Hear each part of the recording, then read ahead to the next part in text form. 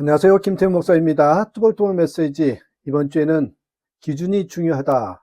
지난 주간에 전해드렸던 메시지에 이어서 이제 기준의 실제 편으로 찾아뵙고자 합니다. 오늘 그 첫 번째로 우리가 마음의 기준을 어떻게 세워야 할 것인가. 그래서 결국 무엇이 남는가. 마음의 기준, 결국 무엇이 남는가. 잠언 4장 23절, 마태복음 6장 21절의 말씀 가지고 함께 뚜벅뚜벅 걸어가겠습니다. 사람은 이성적으로 사는 것 같지만 실제로는요, 마음에 끌려 살아갑니다. 그래서 알면서도 같은 선택을 반복하고 후회하면서도 또 그 길을 가고, 중요하다고 말한 것보다 당장 마음이 반응한 것을 붙듭니다. 우리는 흔히 이렇게 말하죠. 내가 왜 그랬는지 모르겠어요. 하지만 사실을 알고 있어요. 그 순간 마음이 거기 있었기 때문에 있죠. 잠언 4장 23절에 이렇게 말합니다. 모든 지킬 만한 것 중에 더욱 내 마음을 지키라. 생명의 근원이 이에서 남이니라. 성경은 행동을 고치기 전에, 환경을 바꾸기 전에 마음을 먼저 지키라고 말합니다. 왜 그럴까요? 마음은 단순한 감정의 자리가 아니라 이 기준을 결정하는 자리이기 때문입니다. 여러분, 자동차에서 엔진이 아무리 중요하고 좋아도 핸들이 고장나면 그 차이는 위험하죠. 마음은 인생의 핸들입니다. 생각은 엔진이고 행동은 바퀴이지만 방향을 전한 것은 핸들이지요. 그게 마음이라는 것입니다. 그래서 마음의 기준이 흐려지면 인생은 곧바로 흔들리게 돼 있어요. 이 마음의 기준이 흐려질 때 나타나는 삶의 패턴이 있습니다. 첫 번째로는 늘 바쁜데 중요한 것은 남아있지 않아요. 하루가 끝나면 이렇게 말해요. 오늘 내가 뭐 했지? 하루 종일 바빴는데 남는 게 없네. 여러분, 이건 게으름의 문제가 아닙니다. 우선순위의 문제, 즉 마음의 기준 문제입니다. 급한 일이 중요한 일을 밀어내고 이 눈앞의 요구가 삶의 방향을 대신해 버리는 것이죠. 두 번째로는 감정이 삶의 기준이 되어버립니다. 기분 좋으면 괜찮고 기분 나쁘면 다 무너지는 거예요. 이 감정이 가라앉으면 믿음도 가라앉습니다. 아시죠? 감정은 나쁜 게 아니에요. 하지만 이 감정이라는 것이 기준이 되면 삶은 늘 요동친다는 것이죠. 세 번째, 비교가 멈추지 않습니다. 마음에 기준이 없으면 사람의 말, 사람의 반응, 사람의 결과가 내 마음의 기준이 되어버립니다. 그래서 우리는 자꾸 스스로에게 묻지요. 나는 왜 저만큼 못하지? 나는 왜 이렇게 부족하지? 여러분, 비교는 이 마음이 비어있다, 이 신호입니다. 마음이 비어있다는 신호거든요. 마태복음 6장 21절에 예수님께서 이렇게 말씀하시네요.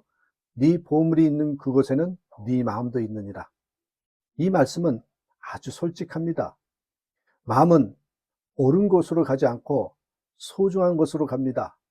가장 걱정하는 것, 가장 예민한 것, 가장 잃기 싫은 것, 그것이 지금 내 마음의 기준이 되는 것이에요. 여러분, 여행을 떠날 때 가방에 아무거나 넣지 않습니다. 꼭 필요한 것, 잃어버리면 안 되는 것, 가장 소중한 것. 그래서 여러분, 가방을 열어보면 그 사람의 우선순위가 보인다지요. 이 마음도 마찬가지입니다. 여러분, 한번 자세히 살펴보십시오. 기준 없는 마음이 만드는 신앙의 모습이 있어요. 예배는 드리지만 중심이 없고, 기도는 한다고 하지만 방향이 없어요. 헌신을 하지만 기쁨이 없는 거죠. 여러분, 이거는 신앙이 약해서가 아니라 이 마음의 기준이 분산되었기 때문입니다. 하나님도 중요하고, 사람의 인정도 중요하고, 성과도 중요하고, 편안함도 중요합니다. 그래서 아무것도 깊이 붙들지 못하는 거예요. 아셔야 됩니다. 하나님은 얼마나가 아니라 무엇을 붙드는지를 보신다는 거예요. 얼마나 많이가 아니에요. 과연 그런 중요한 무엇을 붙들었는가? 그래서 하나님은 묻지 않으십니다. 얼마나 바빴느냐? 얼마나 성취했느냐? 이렇게 묻지 않아요. 대신 이렇게 묻습니다. 네 마음은 지금 어디에 있느냐? 성경에서 하나님이 기뻐하시는 사람들은 완벽한 사람이 아니었습니다. 다만 마음의 방향이 분명한 사람들이었습니다. 어두운 방에 촛불 하나만 켜도 방 전체의 분위기가 달라집니다. 이 마음의 기준도 그렇습니다. 하나만 분명해지면 삶 전체가요, 탁탁탁탁 정리가 되기 시작합니다. 이제 좀 더 천천히 한 이야기를 나누고 싶습니다. 어느 병원 중환자실인데요. 의식이 거의 없는 한 남성이 누워 있었습니다. 이 말기 진단을 받은 후에 몇 주를 넘기기 어렵다는 이야기를 가족들은 이미 들은 상태였습니다. 아내는 매일같이 침대 곁에 앉아서 그의 손을 잡고 있었어요. 말이 없었고 그저 손을 놓지 않았습니다. 어느 날 밤 의식이 거의 없던 그 남성이 갑자기 미세하게 입을 움직였습니다. 아내는 몸을 숙여서 그 입술 가까이 귀를 대었죠. 그리고 들리는 아주 작은 목소리, 여보, 이 단어였어요. 잠시 후에 다시 한번 힘을 모아서 이름을 불렀습니다. 아내의 이름을 불렀죠. 누구야. 그 방에 있던 사람들은 모두 숨을 멈췄고 아내는 그 자리에서 울음을 터뜨렸습니다. 그는 돈 이야기를 하지 않았습니다. 성과를 말하지 않았습니다. 후에도 설명도 없었습니다. 마지막에 남는 것은 평생 마음에 두고 살았던 사람이었어요.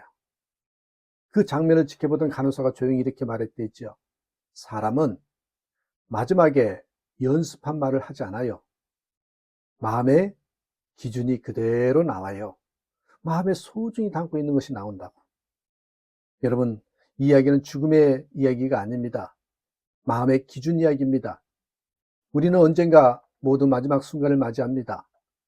그 순간에 우리 입에서, 우리 마음에서 무엇이 나올까요? 그 답은 오늘 우리가 마음에 두고 사는지에 달려 있습니다. 무엇을 마음에 두고 있는지, 무엇인지요. 이 마음의 기준을 다시 세우라는 하나님의 초대의 말씀이 있어요. 하나님 뭐라고 말씀하시냐면 다 붙들려고 하지 말고 하나를 분명히 하라 하십니다. 인정인가, 성공인가, 편안함인가, 아니면 하나님인가. 기준이 분명해질 때 삶은 단순해지고 신앙은 깊어집니다. 이 마음의 기준을 세우는 실제적인 훈련이 있는데요. 심플하게 3가지만 점검해 봅니다. 하루에 첫 질문 바꾸는 거죠. 오늘 나는 무엇을 가장 중요하게 여기며 살 것인가? 오늘 나는 무엇을 가장 중요히 여기며 살 것인가? 2번째, 흔들릴 때 기준 질문 던져보는 거죠. 과연 이 선택은 내 마음의 기준과 맞는가? 3번째, 말씀으로 마음을 재정렬하기입니다. 말씀은 마음을 다시 중심으로 데려오거든요. 여러분, 결론적으로 드리고 싶은 말씀은 이 마음에 남는 것이 인생을 말한다는 것입니다. 인생은 우리가 계획한 대로 기억되지 않습니다. 우리가 무엇을 마음에 두고 살았는가, 그것으로 기억이 됩니다. 그래서 오늘 이 한 문장으로 다시금 정리하면서 가슴에 깊게 남기를 원합니다. 마음의 기준은 하루하루는 잘 보이지 않지만 인생의 끝에는 가장 분명하게 드러난다. 이 마음의 기준을 분명히 세워가는 저와 여러분 되시기를 주님의 이름으로 축복합니다. 감사합니다.